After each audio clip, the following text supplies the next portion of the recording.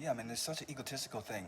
Like, this idea of pushing a big gear. It's like, okay, so like the people that are actually competing in like the actual competing, right?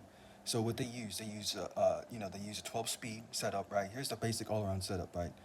32 to one by setup, 12 speed, 11 12 speed, right? So this is what people are using, right, when they compete, right? So I'm just saying like that's so okay, so 32 two chainring, right? So that's the setup.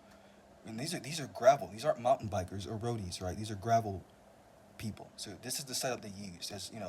That's the most popular, right? So you can't say that it doesn't matter. Like this is what they're using.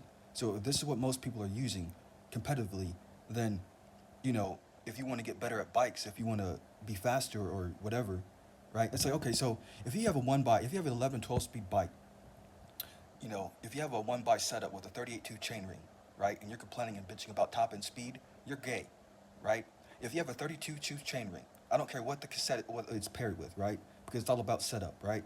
But based on my experience, it's like okay, even with a small cassette like this, a 38 tooth will still give you plenty of top end speed, even out here, right? And even obviously out here is extremely hilly. But my point is that these single speeders they like to brag about but the thing is like it's still relevant though because look 5% or like 4 or 5% of the people competing are using single speed bikes, right? 5%, and you could say that's not that much, but that's still a lot though. Like, you would think that nobody's, but people are still using it though. So the fact that people are still using single speed bikes, well, it doesn't really mean anything, right? But my point that the whole idea is that you can be efficient. There are numerous ways a person can be efficient, right? Like a single speed bike is the most efficient road bike. Like if you want like the Salsa Storm Chaser, that's the most popular single speed road bike, and I think it is too. Cool, I think it is too. Like if you want to just stay on the road only, get a drop bar bike, a single speed bike with 38.2 chainring, right? Doesn't matter what it's paired with, right? But you want to go for that. But my point is that all these single speeders, they're all using gear ratios below 2 to 1, right? 2 to 1 meaning for every pedal stroke, the wheel turns 2 times, right? So, but the racers, the people competing, they're not even using ratios that high. They're using ratios below 2, right?